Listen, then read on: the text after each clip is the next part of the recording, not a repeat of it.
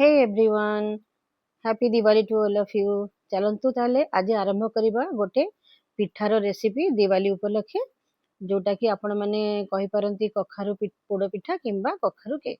ताले देखुन ता पई मु नै जाइछि दुई गिनार चाउल प्राय 400 ग्राम, 400 ग्राम पाखापाखि ताको आमे भल कि 3-4 थर पानी देकी ताको परिष्कार करके धोई देकी गोटे घंटा बतरे देबा।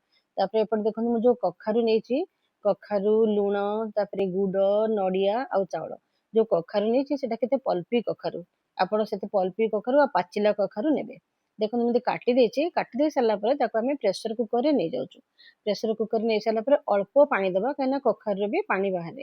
तेनु आमे पानी देकी ताको ऑलमोस्ट 2टा सीटी आमे दे देबा। 2टा सीटी देला पर से ठीक सिझिबो, अधिक सिझेबेनी नले पानी चे लागिबो।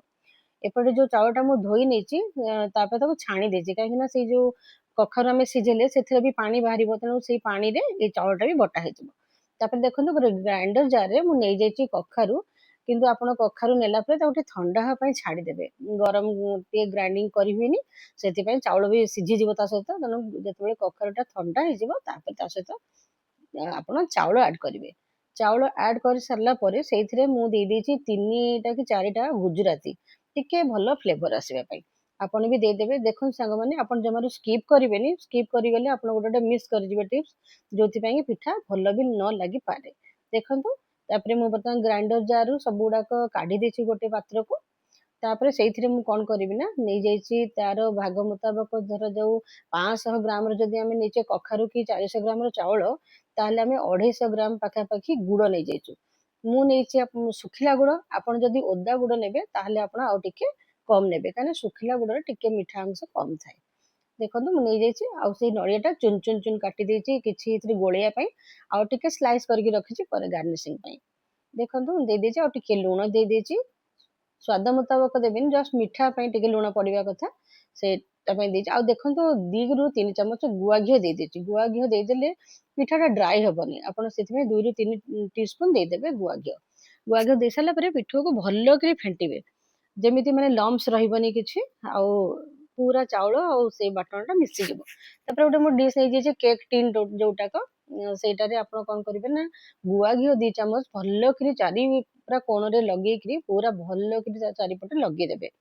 लगे देकी ताको आपण कोन करिवे ना, टिके सुखिला चूना नै जिवे किंबा अटा, जोटा गोटे ड्राई पाउडर थिबो, मैदा भी हेले चलिबो। आपण नेकी जेमति केक हमें करू एक्जेक्टली सेमति आपण टिके ता ऊपर स्प्रिंकल कर देबे। स्प्रिंकल कर देके ताको टिके पैट पैट कर देबे, ड्राई कर देबे, सी चूनाटा बाहर जिवो। देखंतु एमति कि आपण मु जेमति करूछ आपण सेमिति करिवे, तेले तळे आ पिठाटा तळे हेइ साला पर लागिबनी। एटा मु केक एथि पई कहूची, काहेना मु केक प्रोसेस रे करिछि। आपण जदि चाहिबे ताको पोड़ पिठा टाइप रो भी करे रे डायरेक्ट घियो देकि भी आपण बनै परिवे, पोड़ पिठा टाइप रो सेटा हेइ जिवो। किंतु आपण भाबिबेनी जे कखारु बोली कि तार टेस्ट भलो आसीबनी कि गोटे स्मेल रहइबो, सेमिति किछि भी न सांगो ना। आपण करिकि थरे देखिबे, आपण फील भी करि परिबेनी जे एटा गोटे परिवारु तयारी हेछि, गोटे कखारु तयारी हेछि बोली। देखो मु ता ऊपर गोटे सुंदर दे दोछि टिके नड़िया गार्निश करके, सुंदर देखा जाय पई पिठाटा। आपण भी सेई टाइप रे आपण काजू भी ता ऊपर नै परिबे, किशमिश भी भाजी कि नै परिबे। आपण जो टाइप रो चाहिबे ड्राई नै परिबे, इनग्रेडिएंट नै परिबे। मु सेमति नैछि गोटे करेई रे गोटे जेमिति हमें बेक करू सेई टाइप रो गोटे ता तळे रखि देकी रैकटे मु केक टिन दे देछि। ता ऊपर ढाकुड़ी देकी ताको मु गैस रे ऑलमोस्ट घंटे 15 मिनिट पाखा पाखी ताको मु बेक करछि। आपण मझिरे मझिरे चेक भी करूथिबे, गोटे निडल हो किंबा गोटे छुरी आनिकी ताको टिके करि भर्ती करि देखिबे। जदि आपणकर छुरीटा को पूरा क्लीन बाहरुछि, ताले आपण जानिबे जे पिठाटा ऑलमोस्ट हेइ गला। तापरे आपण ताको काढी आनला परे ताको टिके ठंडा करिया पे देबे। देखिबे जेमति तार चारिपट कोणरू पिठाटा टिके टिके टिके टिके छाड़िबो। जेतबे छाड़िबो आपण जानिबे एथर पिठाटाको माने प्लेट रे काढी देबा उचित। ताको बेस समय से तळे माने गरम रखिबेनी, न तळटा मॉइस्चर हे जिवो, पिठाटा कादुआ लागिबो। ताको आपण काढी देबे गोटे प्लेट को काढी दे सरला परे ताको आपण आउ टिके ठंडा हा पई देबे। जदि हमें पूरा गरम काटी देबा ना, ताले पिठाटा फाटी जिवो। तेणु आपण ठंडा कला परे ताको काटिबे। देखंतु आपण केते सुंदर सब छाड़ी जाय ता साइड रू। एबे पूरा आपण ताको माने डिश आउट करिया पई भी से रेडी ही जाय छै, तापरे ताको खाइया पई भी ठीक अछि।